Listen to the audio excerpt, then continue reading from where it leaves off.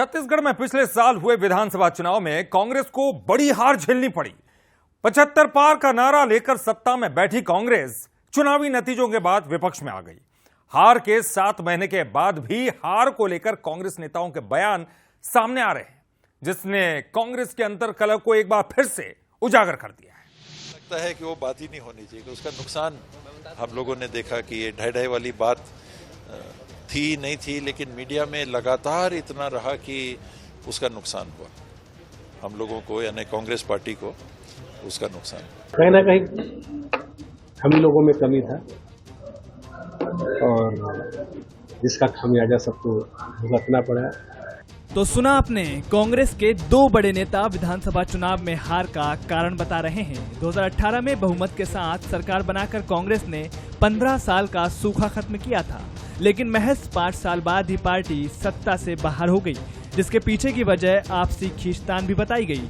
TS Singhdeo और अमरजीत भगत के बयान भी इसी तरफ इशारा करते हैं, जिसे लेकर प्रदेश अध्यक्ष दीपक बैज क्या कुछ कह रहे हैं, ये भी सुन लीजिए। देखिए, जो भी बातें हैं, अवधि विधानसभा चुनाव भी निकल गया, लोकसभा चुनाव भी निकल गया और जो रिजल्ट आया वो सबके सामने है। लेकिन जो भी बातें आई, अभी हमारी माननीय मोहिली कमेटी आई थी, उनके सामने चर्चाएं हुई। ब्लॉक अध्यक्ष से लेकर संगठन के पदाधिकारी, जिला से लेकर पीसीसी के पदाधिकारी, सभी लोगों ने 1 to 1 चर्चाएं की और पूरी स्थिति जहां कमी आ रही सब मोहिली कमेटी को अवगत करा दिया गया है और मोहिली कमेटी जल्द ही एआईसीसी को रिपोर्ट देने वाले भी है। मैं समझता हूं अब इस तरह की अब बातें बाहर करना, मैं समझता हूं ये तो ठीक नहीं है। कांग्रेस के भीतरघात का नुकसान यही नहीं रुका। विधानसभा के बाद लोकसभा चुनाव में भी पार्टी को बड़ी हार झेलनी पड़ी।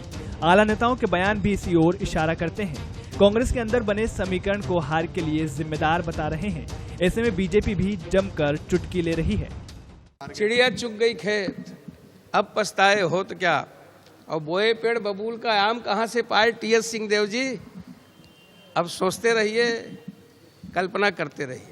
छत्तीसगढ़ में 1.5 दशक के बाद कांग्रेस ने सत्ता में वापसी की थी। वापसी भी ऐसी कि बहुमत का आंकड़ा पार कर दिया था, लेकिन जीत का ये सिलसिला वो कायम नहीं रख पाई।